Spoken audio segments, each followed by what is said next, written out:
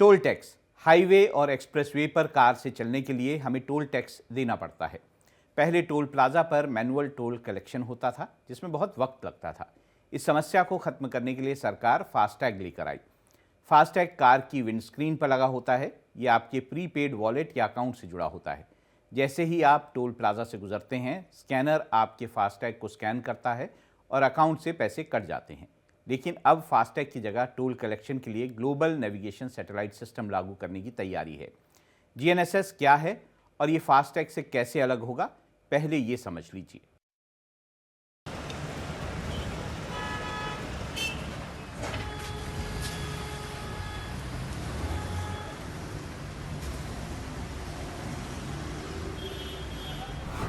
अभी तो टोल खत्म कर रहे हैं, अब तो सैटेलाइट बेस्ड टोल सिस्टम हो गई।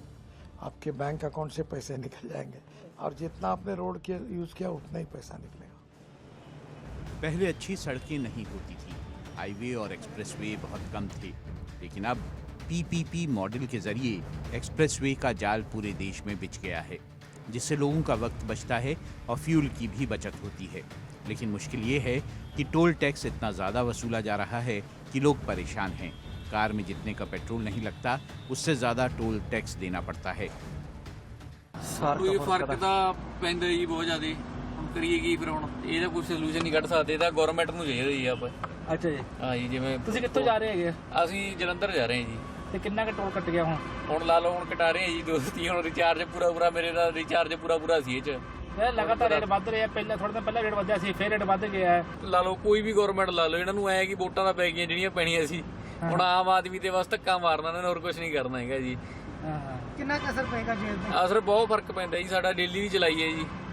ਸਾਡਾ ਲਾ ਲਓ ਜਿੰਨਾ ਅਸੀਂ ਲਾ ਲਓ ਕਮਾਉਂਦੇ ਆ 500-700 ਰੁਪਏ ਸਾਡੀ ਦਿਹਾੜੀ ਹੁੰਦੀ ਹੈ, ਉਹ 'ਚ ਲਾ ਲਓ 250-300 ਰੁਪਏ ਨਿਕਲ ਗਿਆ, बस फिर रह गई है पीछे जी।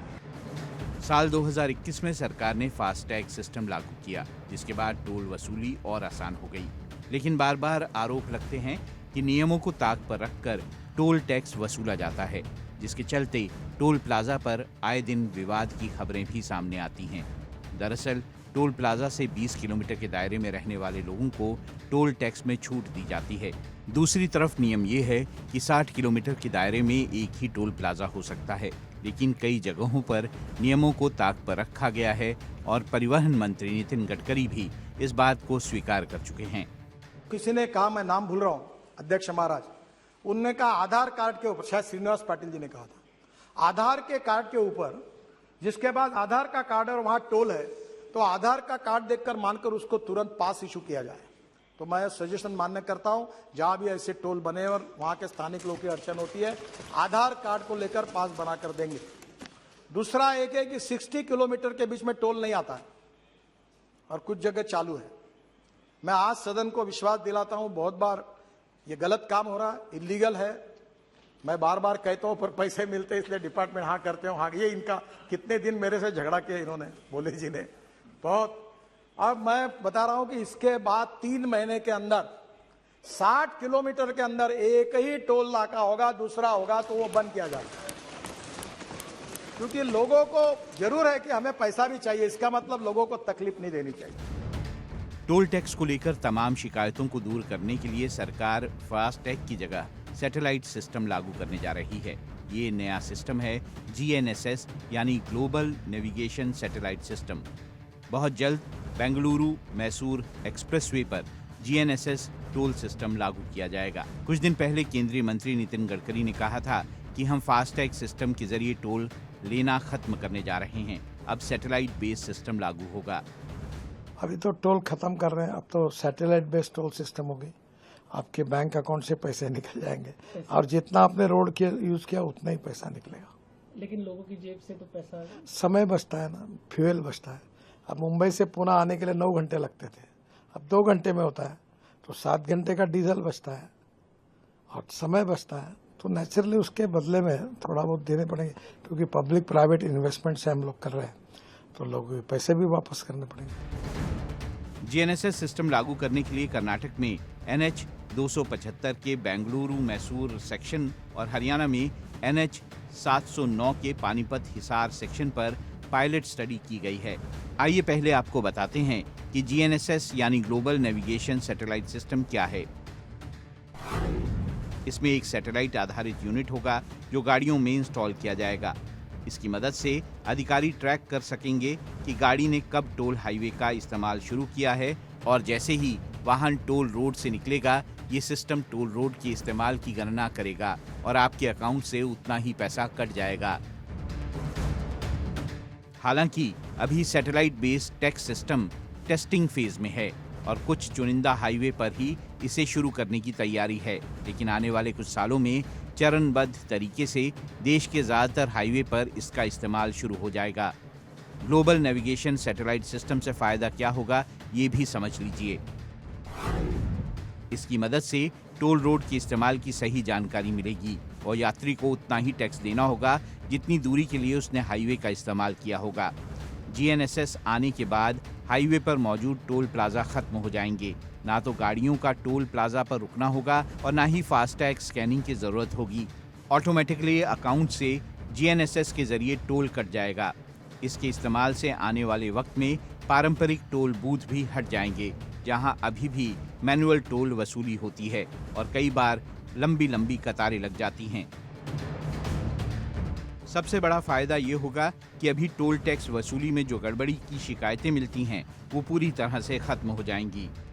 गालियां मिलती है नितिन गडकरी को, टमटा को, क्योंकि लोगों के नजरों में रेलवे एक्सीडेंट होने के बाद बोलते हैं रेलवे मंत्री रिजाइन करो, हवाई जहाज का एक्सीडेंट होता है तो हवाई जहाज का मंत्री रिजाइन करो। तो वो स्वाभाविक भी है, हमको कभी कभी इस पोजीशन का फायदा भी होता है, नुकसान भी होता है। तो बहुत बार ये जो टोल के बारे में मानसिकता है, इसमें अगर आप टोल नाके पर सिस्टम कोलैप्स करके एक एक घंटा अगर खड़े होंगे लोग और आपकी सिस्टम कोलैप्स होगी, तो सबसे ज्यादा गालियां हमको खाने को मिलेगी। और सिस्टम में बहुत घुसे हुए लोग हैं, उनकी पहुंच बहुत ऊपर तक है। फिलहाल हाइब्रिड मॉडल पर ग्लोबल नेविगेशन सैटेलाइट सिस्टम यानी GNSS टोल सिस्टम लागू किया जाएगा। फास्टैग के साथ ही GNSS सिस्टम यूज किया जाएगा, यानी अभी भी फास्टैग स्टिकर हटाने की फिलहाल जरूरत नहीं होगी। अब इस खबर का दूसरा पहलू समझिए। ग्लोबल नेविगेशन सैटेलाइट सिस्टम यानी GNSS कैसे काम करेगा और इसके क्या फायदे होंगे, ये आपने जान लिया। लेकिन सैटेलाइट आधारित नए सिस्टम के कई साइड इफेक्ट भी हैं। पहला सवाल तो सरकारी धन की बर्बादी का है। सरकार ने पहले फास्टैग सिस्टम के लिए पैसा खर्च किया, सभी टोल बूथों पर सिस्टम लगाए गए, लोगों से भी फास्टैग लगवाने के लिए पैसे चार्ज किए गए। अब GNSS के लिए बुनियादी ढांचे की ज़रूरत होगी और बड़े खर्च की ज़रूरत पड़ेगी, जिसका बोझ भी आम जनता की जेब पर ही पड़ेगा।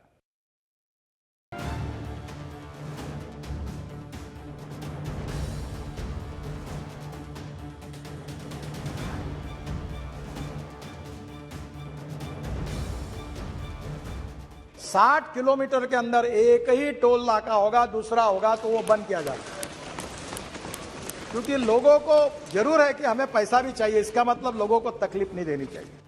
ऐसा माना जा रहा है कि सैटेलाइट बेस्ड टोल सिस्टम लागू होने से क्रांतिकारी बदलाव आएगा। सरकार का कहना है कि नई प्रणाली से बिना किसी परेशानी के टोल संग्रह होगा, कार सवारों को कहीं रुकना नहीं पड़ेगा। अभी दुनिया के 5 देशों में सैटेलाइट बेस्ड टोलिंग सिस्टम लागू है। ये देश हैं जर्मनी, हंगरी, बुल्गारिया, बेल्जियम और चेक गणराज्य। यूरोप के इन देशों में नेशनल हाईवे पर ट्रकों के लिए सैटेलाइट बेस्ड टोल सिस्टम लागू है, लेकिन भारत में इसे सभी गाड़ियों के लिए लागू करने की तैयारी है। GNSS लागू होने के बाद देश भर में लगे टोल प्लाजा खत्म हो जाएंगे और टोल वसूली से जुड़ी समस्याएं खत्म होंगी। टोल का रेट बढ़ गया, डीजल का रेट बढ़ गया, गाड़ी वाले को कुछ बच रहा नहीं, सब परेशानी चल रहा है। कैसा जिएंगे बोलो? सब गाड़ी वाले के ऊपर। टोल का हमेशा रेट बढ़ रहा, डीजल का भी रेट बढ़ रहा। क्या करेंगे गाड़ी मालिक बोलो? खाने के वांदे हो गए हमारे, इतना परेशानी चल रहा है हमारा। 4-4 दिन गाड़ी लोड नहीं हो रहा। सब महंगाई हुआ है तो डीजल ज्यादा है, सब रेट, भाड़ा का रेट भी कम है, भाड़ा बढ़ता नहीं है, कुछ नहीं है।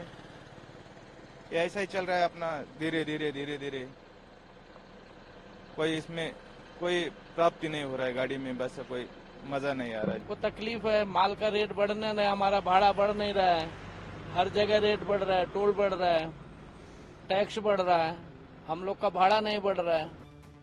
दावा है कि इससे निष्पक्ष बिलिंग होगी, लेकिन सैटेलाइट बेस्ड सिस्टम का दूसरा पहलू यानी साइड इफेक्ट भी जान लीजिए। सैटेलाइट सिस्टम लागू करने के लिए टेक्नोलॉजी के साथ बड़े निवेश की जरूरत होगी। बुनियादी ढांचा विकसित करने के लिए बड़े पैमाने पर पैसों की जरूरत होगी, जिसका बोझ सरकार पर पड़ेगा और सरकार इसे लोगों से वसूल करेगी। 2021 में सरकार फास्टैग लाई थी। तब लोगों को फास्टैग लगवाने के लिए 400 से 500 रुपए खर्च करने पड़े थे। सरकार को फास्टैग लागू करने के लिए टोल बूथों पर सिस्टम लगाने पड़े थे, उनमें भी खर्च आया था। अभी सैटेलाइट बेस्ड सिस्टम फास्टैग के साथ ही काम करेगा, यानी फिलहाल फास्टैग स्टिकर हटाने की जरूरत नहीं है, लेकिन जब GNSS बड़े पैमाने पर लागू हो जाएगा तो फास्टैग बेकार हो जाएगा। ऐसे में सवाल ये है कि लोगों की गाड़ी कमाई के साथ खिलवाड़ क्यों? इससे पहले वाहनों में हाई सिक्योरिटी नंबर प्लेट लगवाने को लेकर भी खूब लूट हुई। पुराने नंबर प्लेट हटवाने और नई नंबर प्लेट लगवाने के लिए 200 से 250 रुपए तक चार्ज किए गए, लेकिन अब कुछ राज्य सरकारों ने इस पर रोक लगा दी है। सवाल ये है कि नई प्रणाली या सिस्टम के नाम पर जनता के पैसे की बर्बादी करना क्या ठीक है? सैटेलाइट सिस्टम लागू होने से कई और दिक्कतें भी होंगी। इस सिस्टम के आने से लोगों की प्राइवेसी बड़ा मुद्दा होगा। कौन कहां पर मौजूद है, इसकी जानकारी सैटेलाइट से निकाली जा सकती है। सैटेलाइट बेस्ड सर्विस को कुछ इलाकों में सिग्नल की चुनौती से भी जूझना पड़ सकता है। सैटेलाइट कवरेज, सटीक ट्रैकिंग और सही बिलिंग के लिए अच्छी तकनीक जरूरी है। सिग्नल की दिक्कत होने से बिलिंग से जुड़ी समस्याएं सामने आ सकती हैं। इलेक्ट्रॉनिक टोल का 97% कलेक्शन हो गया। अब मैं जीपीएस सिस्टम लाना चाहता हूँ। टोल ही नहीं रहेंगे। अब टोल नहीं रहेंगे तो कुछ अखबार वाले लिख देते कि टोल खत्म होगा। टोल नहीं खत्म होगा। If you want good services you have to pay for it. मुझे लोग पूछते टोल कब माफ करोगे? मैंने बोला तुम यहाँ 5 स्टार होटल में कार्यक्रम करते हो तो क्या फुकट में मिला क्या आपको? अगर फुकट में करना था तो रामलीला मैदान पे बैठना था। जब यहाँ बुलाते हो तो पैसा देना पड़ेगा। तो अभी जीपीएस सिस्टम है और आपके गाड़ी में जीपीएस लगा देंगे। अब मैंडेटरी कर दिया। इसके साथ ही लोगों को इस बारे में जागरूक करना भी एक बड़ी चुनौती होगी। फास्टैग और GNSS टोल में क्या फर्क होगा, ये भी जान लीजिए। फास्टैग स्टिकर गाड़ी की विंडशील्ड पर लगाया जाता है, जो कि RFID तकनीक से लैस होता है। लोगों को अभी टोल नाकों पर कुछ देर के लिए रुकना पड़ता है। स्टिकर के स्कैन होने और ज़रूरी अमाउंट कटने के बाद बैरियर हट जाता है। जबकि GNSS टोल की खूबी ये है कि ये व्हीकल की लोकेशन ट्रैक करता है और टोल रोड पर तय की गई दूरी के हिसाब से टैक्स कैलकुलेट करता है। ये सिस्टम लगने के बाद टोल बूथ पूरी तरह से खत्म हो जाएंगे। इससे हजारों टोल बूथ कर्मियों और सुरक्षा गार्ड्स की नौकरी भी जाएगी, यानी नई तकनीक से सुविधाओं के साथ दिक्कतें भी आएंगी। अब बात सोशल मीडिया की। वैसे तो सोशल मीडिया के साइड इफेक्ट्स की खबरें हमें हर रोज सुनने को मिलती हैं, लेकिन कई बार सोशल मीडिया लोगों की जिंदगी भी बदल देता है। लखनऊ में सोशल मीडिया की वजह से एक युवती की जिंदगी बच गई। इंस्टाग्राम पर एक युवती का फांसी लगाकर सुसाइड की कोशिश करते वीडियो पोस्ट हुआ और 4 मिनट के अंदर पुलिस उसके पास पहुंच गई। जी हां, सिर्फ 4 मिनट में पुलिस टीम युवती के कमरे पर थी और उसकी जान बचा ली। पहले देखिए ये दिलचस्प खबर।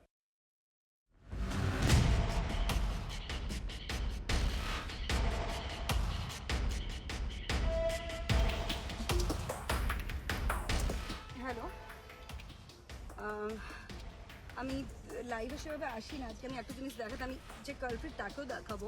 आई was driving and see. Social media पर वायरल ये वीडियो लखनऊ का है। वीडियो में एक युवती कुर्सी पर खड़ी है और गले में फांसी का फंदा लगाए दिख रही है।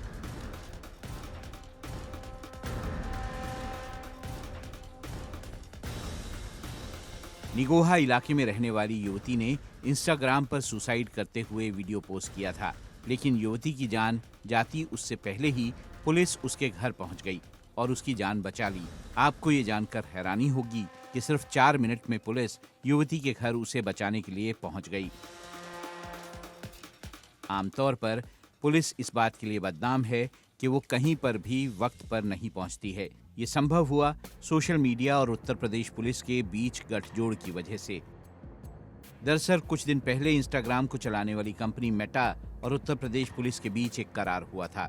इसके तहत फेसबुक और इंस्टाग्राम एआई की मदद से ऐसी घटनाओं का अलर्ट यूजर की डिटेल के साथ उत्तर प्रदेश पुलिस के हेडक्वार्टर पर भेजता है। ऐसा ही इस केस में हुआ। 22 साल की युवती ने शनिवार की दोपहर 1 बजे इंस्टाग्राम पर एक वीडियो पोस्ट किया था। इस वीडियो में युवती ने एक युवक से प्रेम प्रसंग के चलते आत्महत्या करने की बात कही। वीडियो इंस्टाग्राम पर अपलोड होते ही मेटा ने इसका संज्ञान लिया और पुलिस हेडक्वार्टर को अलर्ट भेज दिया। एआई तकनीक की मदद से पुलिस तक युवती की सूचना तुरंत पहुंच गई और 4 मिनट में पुलिस युवती के घर उसके कमरे पर पहुंच गई। 31 अगस्त दोपहर के समय मेटा से अलर्ट आता है पुलिस हेडक्वार्टर को, जिसमें एक महिला फांसी के फंदे पर लटकी हुई है। तत्काल सूचना पर निगोवा पुलिस टीम के द्वारा 4 से 5 मिनट में ही पहुंचकर उस महिला का सकुशल रेस्क्यू किया गया है। महिला अभी स्वस्थ है।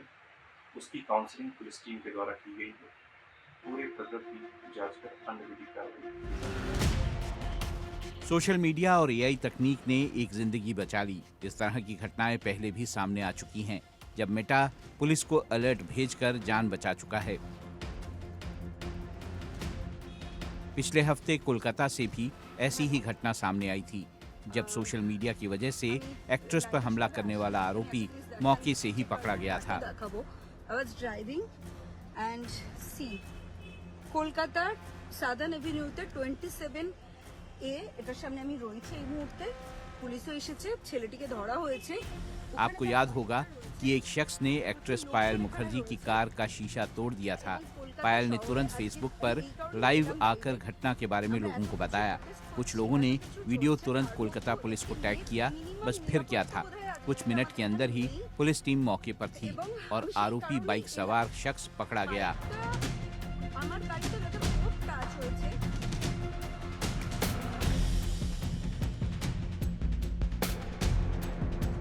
सोशल मीडिया और तकनीक की वजह से कई बार बहुत अच्छी चीज़ें होती हैं।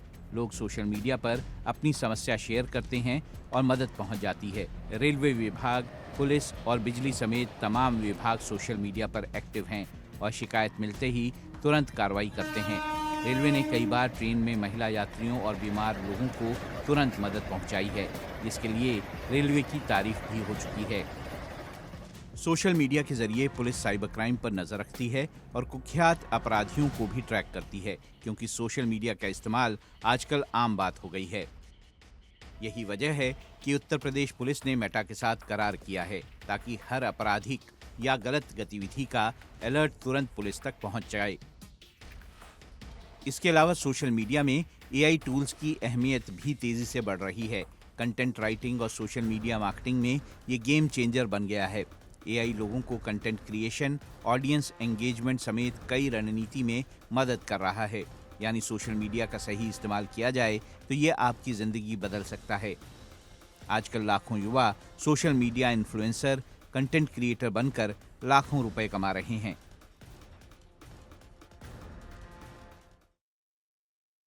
इस खबर का दूसरा पहलू ये है कि आजकल लोगों में सोशल मीडिया की लत इस कदर हावी है कि वो अपनी हर चीज़ ट्विटर, फेसबुक और इंस्टा पर शेयर करते हैं। इंस्टा रील्स और शॉर्ट्स के लिए युवा जानलेवा स्टंट तक करते नजर आते हैं। सोशल मीडिया पर फेमस होने का भूत युवाओं की ज़िंदगी बर्बाद कर रहा है। सोशल मीडिया के ज़रिए ब्लैकमेलिंग, जालसाजी, फ्रॉड की खबरें भी आए दिन आती हैं। देखिए एक रिपोर्ट।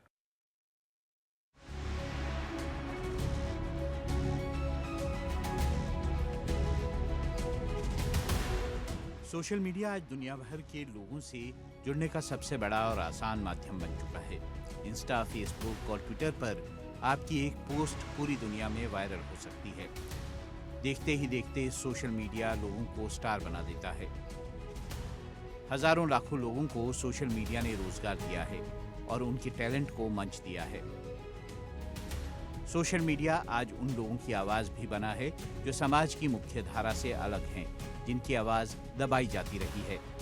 मौजूदा वक्त में सोशल मीडिया कारोबार का भी बड़ा माध्यम बन गया है। रोजगार के साथ जागरूकता फैलाने के लिए आजकल सोशल मीडिया का खूब इस्तेमाल हो रहा है। आइए पहले आपको दिखाते हैं कि दुनिया में सोशल मीडिया यूजर कितने हैं। आंकड़ों के मुताबिक 2024 के अंत तक दुनिया भर के 66% लोग इंटरनेट का उपयोग कर रहे होंगे और साल खत्म होते होते कुल सोशल मीडिया यूजर की संख्या 5.35 बिलियन होगी। पिछले 12 महीनों में सोशल मीडिया यूजर्स की संख्या में 5.6% का इजाफा हुआ है और 266 मिलियन नए यूजर्स जुड़े हैं। अकेले भारत में करीब 50 करोड़ लोग किसी न किसी माध्यम से सोशल मीडिया पर एक्टिव रहते हैं। साल 2024 में सबसे ज़्यादा इस्तेमाल किए जाने वाला सोशल मीडिया प्लेटफॉर्म फेसबुक है। इस प्लेटफॉर्म पर 3.07 बिलियन एक्टिव यूजर्स हैं। ये है सोशल मीडिया की ताकत। इसी वजह से आजकल हर कोई सोशल मीडिया पर एक्टिव है और सरकार से लेकर प्रशासन तक सभी सोशल मीडिया पर नज़र रखते हैं। लेकिन सोशल मीडिया के खतरे भी कम नहीं हैं। सोशल मीडिया की लत युवाओं की ज़िंदगी भी बर्बाद कर रही है। रील्स और शॉर्ट्स के लिए युवा जानलेवा स्टंट करने से बाज नहीं आते हैं। सोशल मीडिया पर फेमस होने का क्रेज़ लोगों में इस कदर हावी है कि वो कुछ भी करने को तैयार रहते हैं। आइए आपको दिखाते हैं कि सोशल मीडिया के साइड इफ़ेक्ट्स क्या हैं। सोशल मीडिया के ज़्यादा इस्तेमाल से दिमाग में नेगेटिव प्रभाव पड़ता है और ये हमें डिप्रेशन की ओर ले जा सकता है। सोशल मीडिया साइबर बुलिंग को भी बढ़ावा देता है। फेक न्यूज़ और हेट स्पीच फैलाने के लिए सोशल मीडिया टूल किट बन गया है। सोशल मीडिया के जरिए लोगों का निजी डेटा चोरी हो रहा है। इसके जरिए साइबर अपराधों जैसे हैकिंग और फिशिंग बहुत ज़्यादा बढ़ गई है। सोशल मीडिया पर फ्रेंडशिप और धोखाधड़ी बहुत बढ़ गई है। सोशल मीडिया पर लोग ऐतिहासिक तथ्यों को तोड़ मरोड़ कर पेश करते हैं, जिसकी वजह से सरकार ने सोशल मीडिया को रेगुलेट करने के लिए कड़े कानून बनाए हैं। भड़काऊ बयानबाजी, हिंसक वीडियो और अश्लील कंटेंट को लेकर आरोपियों के खिलाफ कार्रवाई भी की जा रही है। मतलब साफ है कि सोशल मीडिया बहुत बड़ा प्लेटफॉर्म है और इसके खतरे भी बहुत हैं। इसलिए लोगों को सलाह दी जाती है कि इसका इस्तेमाल ज़रूरत से ज़्यादा बिल्कुल ना करें। बच्चों को सोशल मीडिया से दूर रखें क्योंकि इसकी लत उन्हें भटकाती है और उन्हें गलत रास्ते पर ले जाती है।